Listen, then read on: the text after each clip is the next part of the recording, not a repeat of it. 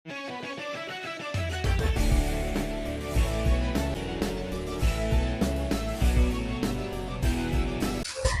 Doctor वंदना धाकतोडे, lady general surgeon. हा आठवडा जून 9 ते जून 15 आमचा नॅशनल सर्जन्स वीक आहे.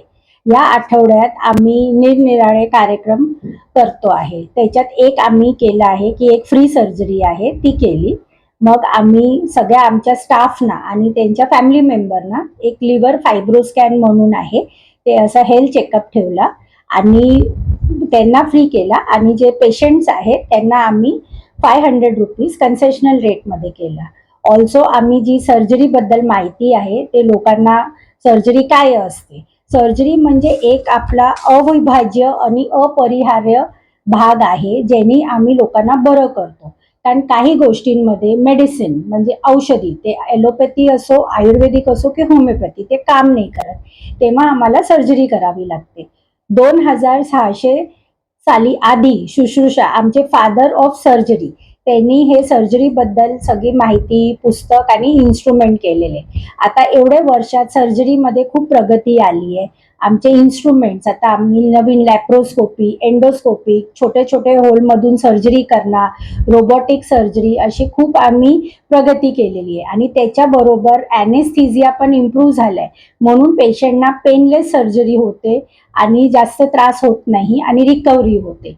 मी जसं जनरल सर्जन आहे ओम हॉस्पिटल डोंबिवली ईस्टला, तसा आमच्याकडे प्रत्येक भागची आता स्पेशालिटी सर्जरी होते. लॅप्रोस्कोपिक सर्जरीने आम्ही अपेंडिक्स, गॉल ब्लॅडर म्हणजे पित्ताशय, हर्निया ह्याची सर्जरी करू शकतो. एखाद्या पेशंटला कॅन्सर आला तर कॅन्सर सर्जरी, ती कॅन्सर थायरॉइडचं असो, आतडीचं असो, ब्रेस्टचा असो, प्रोस्टेटचा असो ते आम्ही ऑपरेट करू शकतो.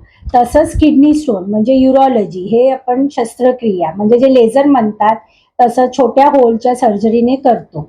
अगदी लहान मुलं म्हणजे पीडियाट्रिक सर्जरी त्यांना पण हर्निया होतो, अपेंडिक्स होतो, हे सगळे सर्जरी पण केले जाते. अजून आपले डिपार्टमेंट म्हणजे सर्जरीमध्ये आले ऑर्थोपेडिक म्हणजे हाडाचा फ्रॅक्चर, बॅकची सर्जरी, मग आली प्लास्टिक सर्जरी. तर जेव्हा प्लास्टिक सर्जरी फक्त चांगल्या दिसण्यासाठी नसते, त्याचा एक भाग असतो रिकन्स्ट्रक्शन सर्जरी. समजा कोणाचा एखादा बोट कट झाला आहे किंवा एक भाग खराब झाला आहे तर ते नीट करून फंक्शन म्हणजे ते नीट वापरू शकणार असं त्याला प्लास्टिक आणि रिकन्स्ट्रक्टिव्ह सर्जरी म्हणतो. प्लस आता नवीन एक जी आली आहे स्पेशालिटी ती आहे वॅस्क्युलर सर्जरी.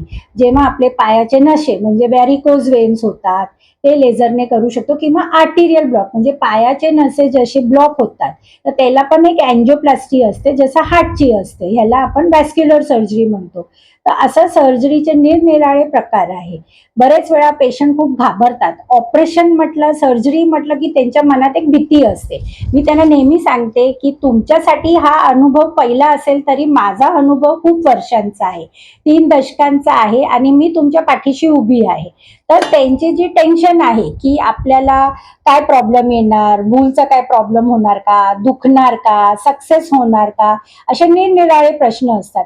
एक ऑपरेशन छोटासा असो किंवा मोठा असो, पेशंटसाठी तो पहिला असल्यामुळे मला समजतं की ती काळजी असते. पेशंट सोबत त्यांचे नातेवाईक त्यांनाही तेवढीही काळजी असते की आम्हाला किती वेळ लागणार रिकव्हरीला, आम्ही कामाला जाऊ शकणार का. तर हे सगळे गोष्ट सांभाळून आम्ही करतो.